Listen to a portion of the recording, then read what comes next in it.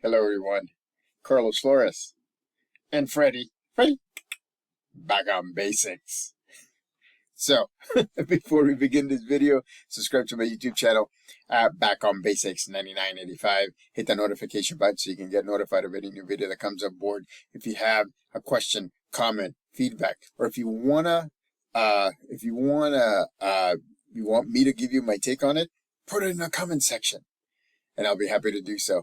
If you want to connect with me on social media outlets, on Facebook, you can type in the search Carlos Flores Jr. On Instagram, on X, and on Threads, you can type in at Back on Basics. So, let's talk about collective trauma. Collective trauma is something that sometimes we are part of. And by collective trauma, I mean that there's an incident that happened that you and a number of other people have actually witnessed it, been in the middle of it, or actually you have had, a traumatic reaction because of it. And so collective trauma means that there's more than just one person that has seen, dealt, or experienced that trauma. Sometimes we think that we're the only ones who have witnessed something, have looked at something, have followed something. And sometimes it's true. More than often it's true. But there are other times that other people have actually been there and we haven't noticed because we were so focused on the event that took place. We were so focused on making sure that we're doing the things that we're doing in order for us to process what's going on. And so collective trauma is something that we share with others. Unfortunately, the processing is different because the processing means that even though there's more than one person or multiple people, right, witnessing an event, it means that each person is actually processing that event in their own way, ladies and gentlemen. They're processing it their own way based on life experiences, on perceptions, on beliefs, and the way that they have seen it and from the perspective that they have seen it. And so again, collective trauma can mean a lot of things to a lot of people. Can mean that you saw something from a different perspective than somebody else did, that you saw, or because of your life experiences, you focused on specific things or what was happening, or specific things on how the people were dealing with it. And so, again, collective trauma is very important because as you realize that there's other people there, then that means that there's different stories. So one thing that I'm going to recommend for you, if that happens to you, and I don't wish it on you, because it means different things for different people. But if you're involved in collective trauma, then I would recommend for you to process it on your own, based on what you saw, based on your experiences, based on how you handled it, based on you and that event.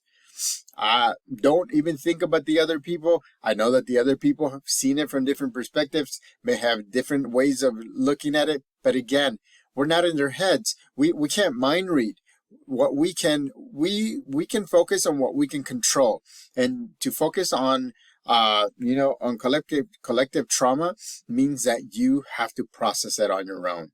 You have to deal with it on your own. Of course, if you need to somebody, a professional, to help you process it, then by all means. But don't overthink and say, okay, so and so must have seen it this way and so must have seen it the other way, because it's not 100% accurate, because people see it from their perspective, again, from life experiences, from the way that they process, from perceptions, from beliefs. And so again, focusing on collective trauma based on the number of people that you saw or you thought you saw seeing that event, just make sure that when you process it based on you. You process it based on that event. And so, I'll give you an example.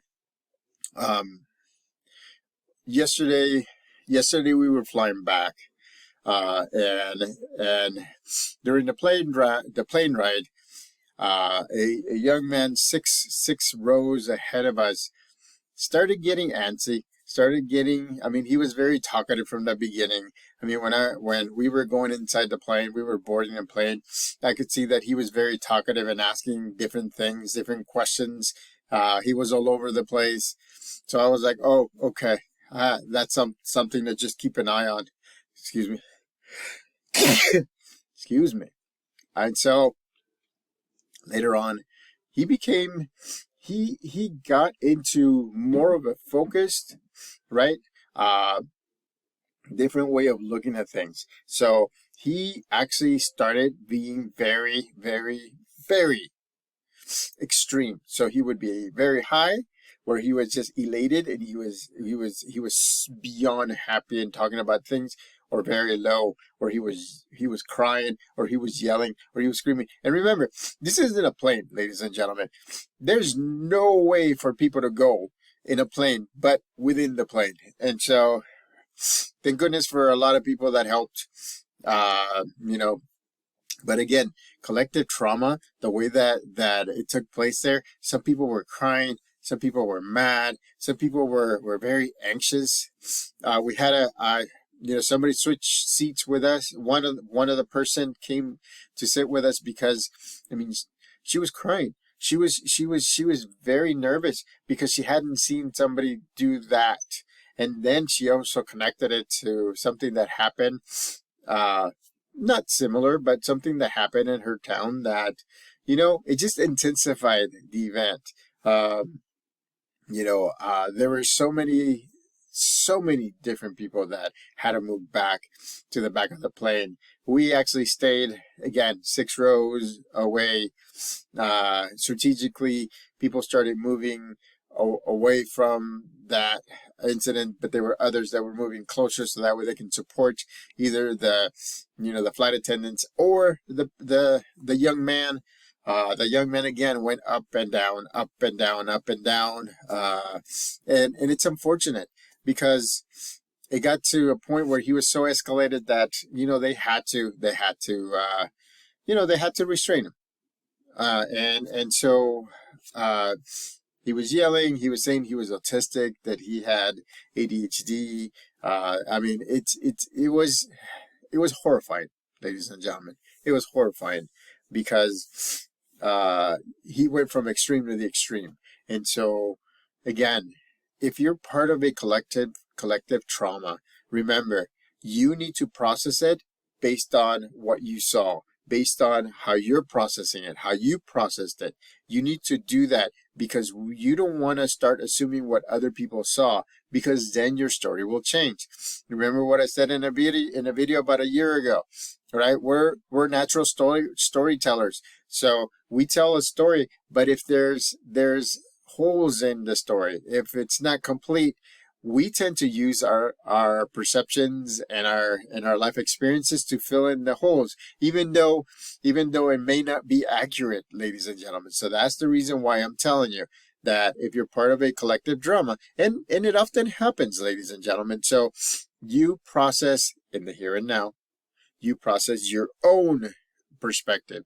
You don't assume anybody else's perspective, because that just leads to more anxiety, more what ifs, and then you can't have closure. And closure is an important thing, because when you have closure, then that means that you have processed it enough to say, okay, I can let it go. And you do. And so again, make sure that you focus on processing it yourself. Do it in the here and now, in the present moment, right? Remember that others are still involved in it, but they will have to process it on their own.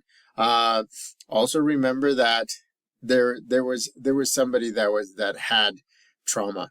There was somebody that had an incident like with us in the plane. I mean, it was very traumatic for a lot of people. And so I want to make sure that you understand that, when you see something like that, if as an individual or as a group, remember, process it, right? As a group, process it yourself based on what you see, based on what you do. based on uh, you know uh, help from a professional, or just put it in the comment section or connect with me on social media outlets, so that way I can give you my take on things. Like, remember, all I can give is my perspective, and so but dealing with collective trauma doesn't have to be stressful, doesn't have to be done by yourself. I mean, you are processing the trauma by yourself, but you can get assistance, or you can get somebody to kind of listen to you and tell you, okay, this is what I see what you're doing, and this is what I don't see that you did. And so again, it's something. And at the same time, just be mindful, ladies and gentlemen, that the people that were in it, which included yourself, right? People can perspectives, and people have triggers that could have been triggered during that event. I know that there's a lot of people that were crying, that were mad in the plane, and I mean, and it was touch and go all the way to landing. And so again, collective trauma, right? Process it yourself. Make sure that you don't assume things beyond what you saw, what you observed, how you processed it. And so again, if you do that, then you'll be able to move forward. You'll be able to let things go. You'll be able to get to a place where, you'll be able to say, okay, this is what I did. This is what I needed to do. I'm moving forward towards my goals, towards the activities that I want to do, and the activities that I have to do. So again, subscribe to my YouTube channel at Back on Basics 9985. Hit the notification button so you can get notified of any new video that comes on board. Freddy's over here giving me the mean eye, but that's okay. Look. he's giving me the stink eye. Till next time, Back on Basics.